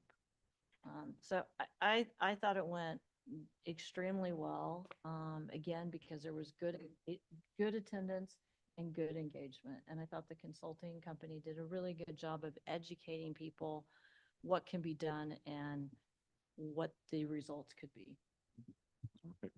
Good question. Yeah, I please. was out of town and unable to attend that meeting. Just curious, what did they say why this particular project was brought to, like, why are we doing this on South Rollins? Or have there been speeding incidences? So it was identified on the bike ped plan as one of the roads that needed to be addressed. There has been quite a bit of speeding and accidents Oh. there. They actually talked about there, I was shocked about the residents that talked about some of the cars that have been speeding through there and cars have flipped over. On South Rollins. Yeah. Yeah, shocking. So, well, some of that was the side of between Rollins and Carolyn. But bottom line is, we can add more clarity to that. So, you comment. You want to add anything else? Sure. Through Chair, another answer to Commissioner Israelite is both the North and South Rollins are grant-funded projects as well. We applied for, and I think, well, let Commissioner Johnson talk about how much we received for the North Rollins, but I think we received something like 800,000 for the South Rollins project to do. Part of it's also ped improvements along that stretch. So, and traffic calming is slowed down. So that was, it was developed out of the Bike Ped Master Plan using that, and again, awarded a grant for it. Okay. South, So sorry. I live in that area. Yeah, 3 of us live in that area, and there's a lot of like rec. single homes and even multi-family units there. And the sound wall. And the sound wall and people often exceed the speed limit by a lot.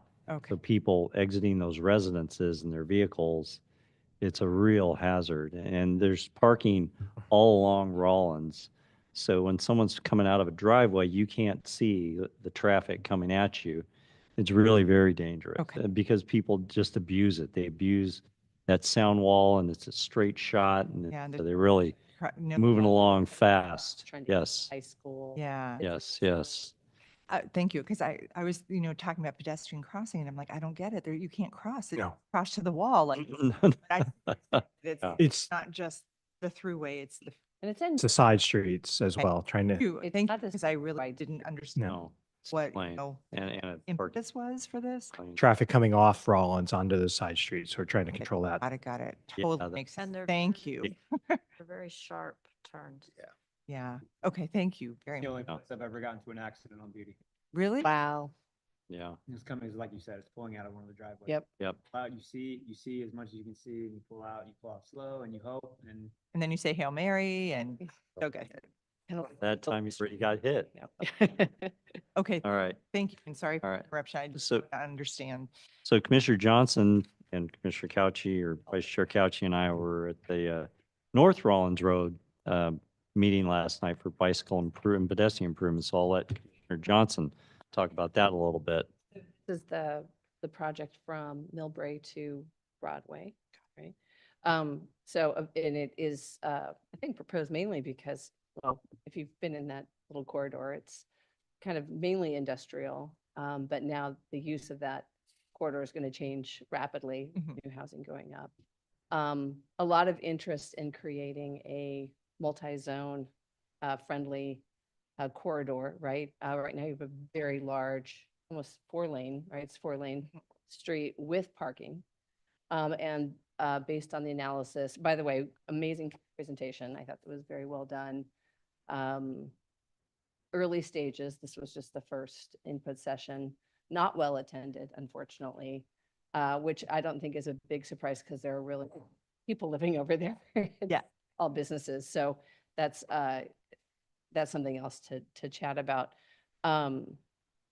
And looking at 5 different options for how to create I think Road a road diet. Thank you. I'm getting used to the Sorry, road. not road diet. So they gave 5 different considerations and people were there to provide feedback. It is a grant funded project. I think, did I get 3.1 million? I think. Right? Okay, because I did write it in my notes, so I was hoping that's right. And some interesting concepts for everything from class 2 to class 4 bike lanes to parking but no parking. And I think there's going to be 2 more sessions for feedback, or just Through chair, there's definitely another community meeting like you experienced, but what I was going to also, and should have added that meeting, we will be having, we will have a subsequent meetings here as well. Mhm. Once we start moving forward towards some finalizing a concept.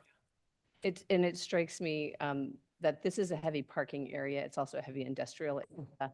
Some things that will complicate the different plans and options will be the large trucks that are pulling up and the large driveways that are along that corridor.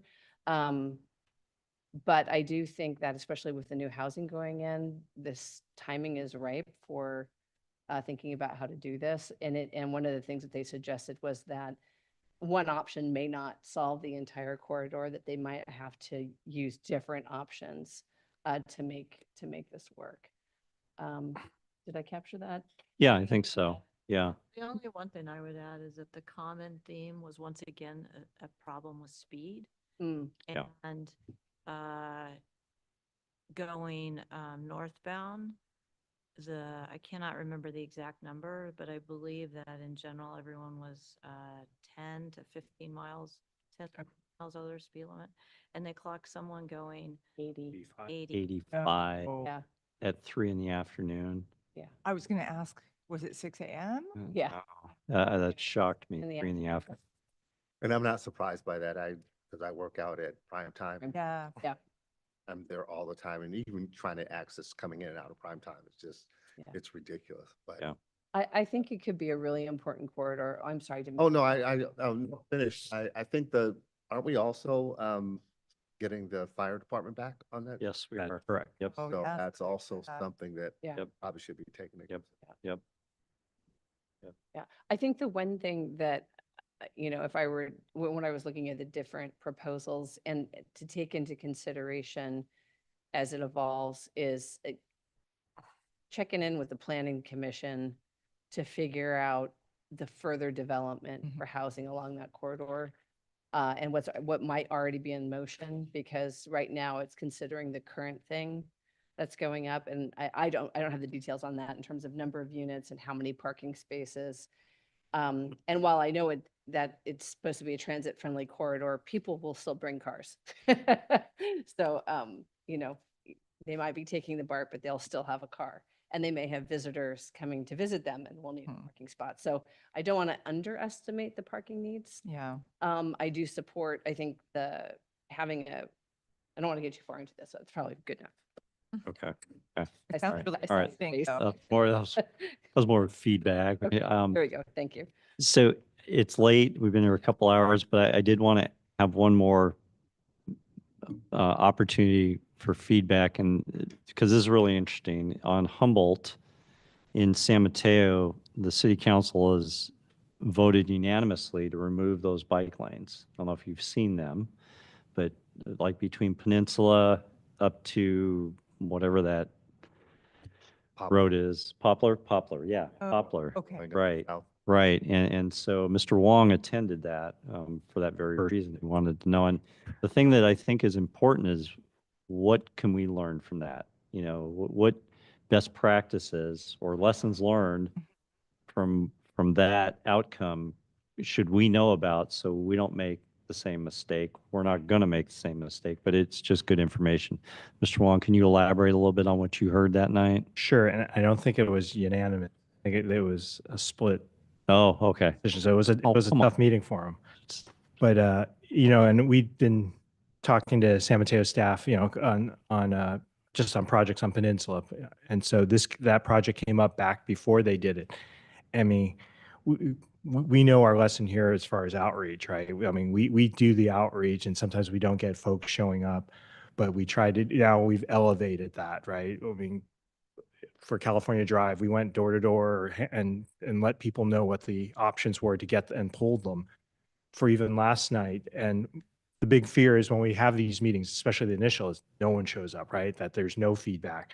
So, and last night's group, credit to them that they went door to door and pass out. But not only did they pass out the flyers, just the easier job, they did get feedback from folks that were there. And when staff tried that too, we went to some of the service ones and let them know potentially parking might be impacted. Come look at the options. And if you have anything, please send it to the email. So we've done that. San Mateo may not have been, I don't know why, but they may not have done as much outreach or none at all and tried to put that in. And that's something, we were like, hey, okay, you guys do that. That's not how we would do it. And, you could almost say you could foresee some of this coming, but it was different folks on council at a different time back then. If you notice, the folks that were on council back then aren't the same ones here now. So that maybe says something, but yeah, just do as much outreach as we can and try. And for any of our projects, not to be one-sided, we're reaching out to, you can see for this, our city threads, we reach out to trying to communicate or folks in the community, but on both sides, right? Folks that we've known that have shown up here saying, that's not a good, we don't have that, but we want to have their perspective in there as well as the folks that, let's get all the facilities. And so we're trying to get a balance and then try to, get all the info that we can and then come up with some design or some options for everyone to look at. So that's number one. Okay. But but again, the more that we can do and gives you guys better decision when the folks come and it's clear to them. And if they're all in support of it, which occasionally happens, but that's what we're aiming for. But as long as everyone out there has the same information, they're aware, that's the best we can do. And if the commission has other different ways of doing it, we've Nextdoor, e-news, we send out mailings, we put out sandwich boards out there, say, here's a meeting. We've even started, and I didn't think we would, but yeah, we're going, not door to door. Yeah, I mean, in this case, I think they did 160 buildings that they went. So if there's anything else short of skywriting or something, yeah, I think we're very open to that. Okay. All right, very good. Good. Yep, they didn't follow the process. We try and follow the process, and we are part of the process, We by the way. We're not the final decision maker, but we're definitely a big part of the process before it goes to council for final decision making. And- So, Well, and for us, all these meetings that you're having, there are, we're incorporating additional meetings within that. Like we get a proposal and say, a couple meetings where we say, well, we're probably going to have more than that. Yeah. Just, based on our previous experience. yeah, okay. All right, so motion to move to adjourn? I'll make a motion. Okay. All right, by unanimous consent, we're adjourned.